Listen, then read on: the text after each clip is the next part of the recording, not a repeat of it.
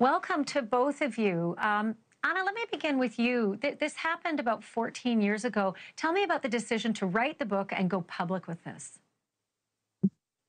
Yeah, parts of it were already out there. I had written an article about it back in 2014, but the full story wasn't out there. And I actually felt like this was really a moment to tell this story, because if you think about where we were at with technology back in 2010, so much has happened in the last 14 years. And a bad actor has the capability of doing so much more from a catfishing perspective now than they ever could back then. So Gina, walk me through sort of, for lack of a better expression, falling for it, because this is a scam. It's an internet scam, just like financial scams.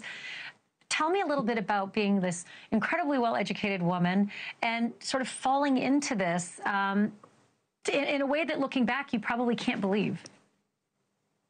Right. It's really easy to get sucked in by a person who's very good at drawing you in with, saying what you want to hear and identifying with you and engaging in really great conversation and becoming a part of your life in a way that wasn't really all that common to come across online. A lot of people online just aren't quite as flowery and as interesting as Ethan seemed to be. So he checked a lot of boxes.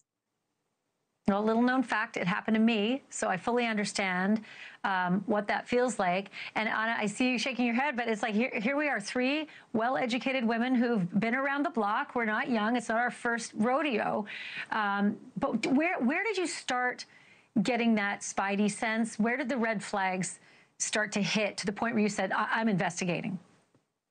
Yeah, well, it's interesting because I think a lot of times we associate these con artist types with being after money. And that was something that was never on the table with Ethan. So there were no red flags from that perspective. And because it was the holidays and there were snowstorms and I was traveling and he was traveling, everything just felt very normal until it was time to finally meet up. And then that's when the cancer diagnosis happened. And it was the cancer diagnosis plus some discrepancies around his age and when he had graduated from Stuyvesant High School and Columbia University that I started sort of piecing it together. And I committed to investigating a little bit more if I was going to stay invested in this person.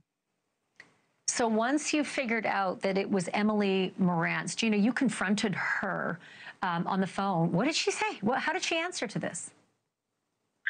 Well, of course, my first question was, why did you do this and how could you do this? And to tell you the truth, her answers were not very satisfying for me. I didn't feel like anyone had any deep clarity as to what her motivations were.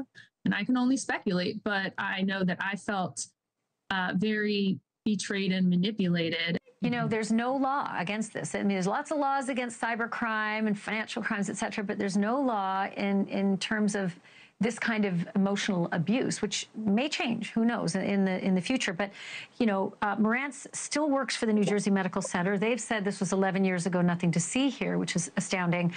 But, Anna, what about a civil suit? Has the statute of limitations passed? Did you ever consider it? When we first found out that it was Emily and what she was doing, Gina and the other victim that we teamed up with, British Anna is how we refer to her in the book.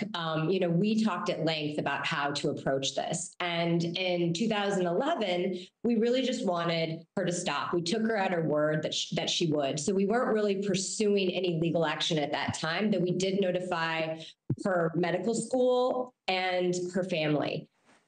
2 years later, when through a crazy series of serendipitous events, we found out that she was still at it. That's when we decided we needed to do something more public. And then when the article that I wrote came out a year after that, and we realized she was still doing it. So this was the third time. That's when we started to look into it a little bit more, but I actually consulted with different legal scholars, and they said there was a lot of gray area. And one of the issues when you're dealing with virtual crimes is a lot of laws, as you know, have to do with where you're at geographically. And so it becomes very difficult to prosecute when who knows where she was at when she was doing this. So at that moment, no, we'd sort of given up on it. And when we found more victims, there turned out to be 10 of us. Thanks for watching. Go to joinnn.com to find NewsNation on your screen. And don't forget to click the red subscribe button below to get more of NewsNation's fact-driven, unbiased coverage.